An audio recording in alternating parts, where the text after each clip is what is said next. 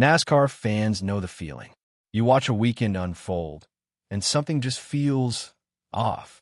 The excitement is there, but underneath it all, tension is building. This past weekend at Martinsville Speedway for the Cookout 400 was one of those times. The short track, known for its tight turns and close racing, delivered drama as usual. But for Kyle Busch, it was more than drama. It was a clear sign that bigger questions are hanging over his season and maybe even his future.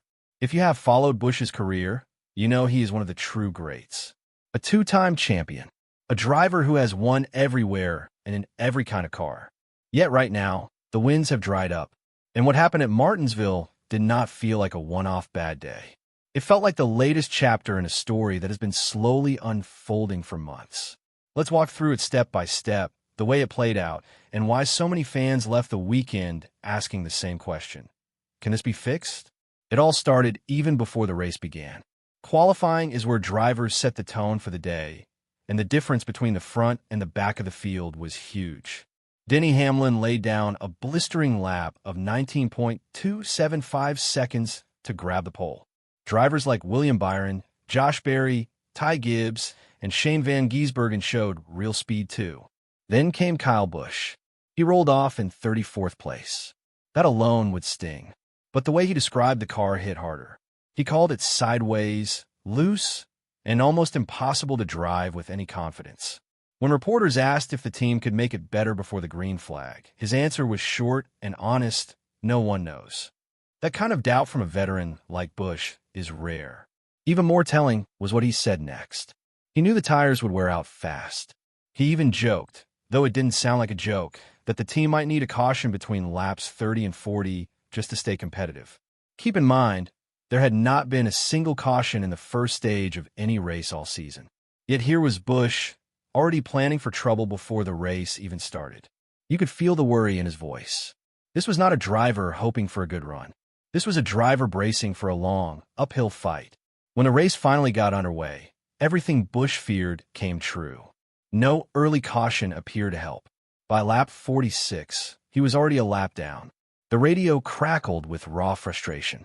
More rear brake. Give me drive off. Let me drive the car. Those words were not just a quick complaint. They were the sound of a champion losing patience with a car that would not cooperate. You could almost picture him gripping the wheel tighter, try to wrestle speed out of something that refused to give it. It was not only Busch struggling. All three Richard Childress racing cars finished the first stage running 26th or worse. That tells you the problem runs deeper than one driver on one day.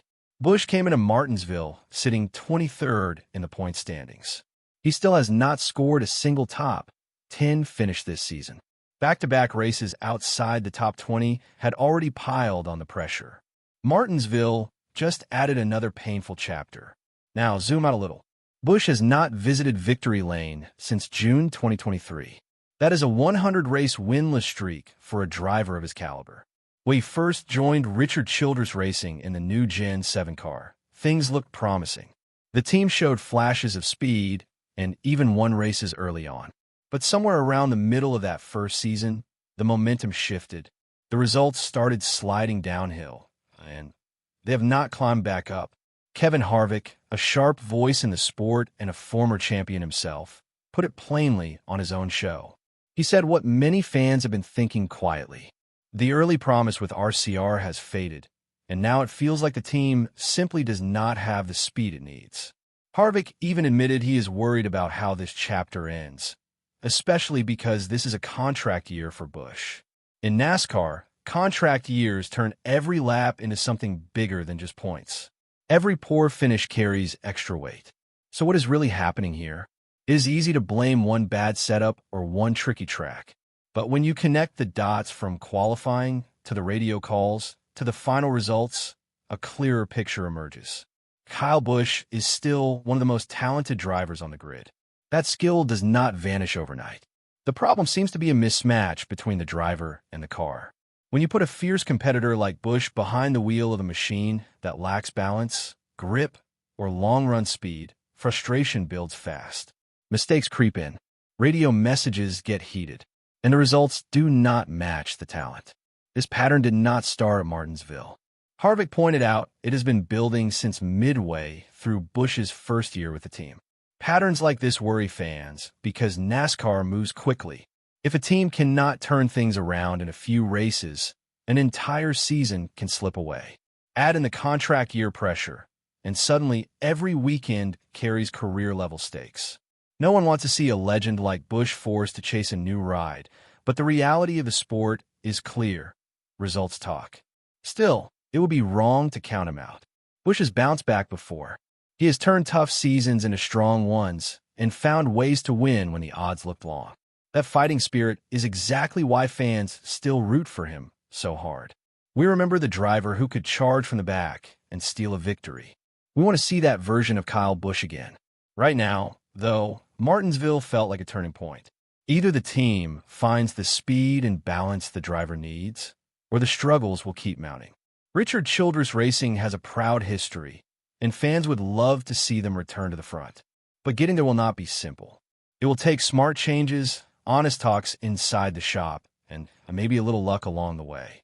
As fans, it is tough to watch a driver we respect go through this. We know the talent is still there. We see the heart he brings to every race. That is why the conversation in the garage and online feels bigger than one weekend. Is it the car? The team setup? Something else entirely? Most likely, it is a mix of all three. But one thing is certain. Kyle Busch deserves better equipment to match his drive. What do you think is at the heart of this? Have you noticed the same slide in performance? Drop your honest thoughts in the comments below. NASCAR Nation loves hearing from real fans who live and breathe this sport week after week. Stories like this are why we follow every lap, so we can talk about the highs, the lows, and everything in between.